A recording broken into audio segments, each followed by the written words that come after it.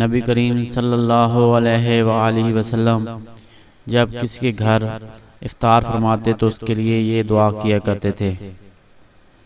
रसूलुल्लाह सल्लल्लाहु अलैहि वसल्लम ने साद बिन मुआज़ रज़ी अल्लाह ताला अन्हु के पास इफ्तार किया और फिर ये दुआ फरमाई। अफ्तर इंदकुमुस्साइमून व अकल तआमकुमुल अबरार व सल्लत अलैकुमुल मलाइका। अफ्तर इंदकुमुस्साइमून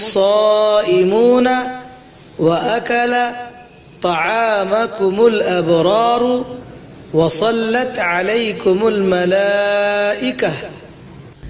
अफ्तर इंदकुमुस्साइमून व अकल तआमकुमुल अबरार वसल्लत अलैकुमुल मलाइका।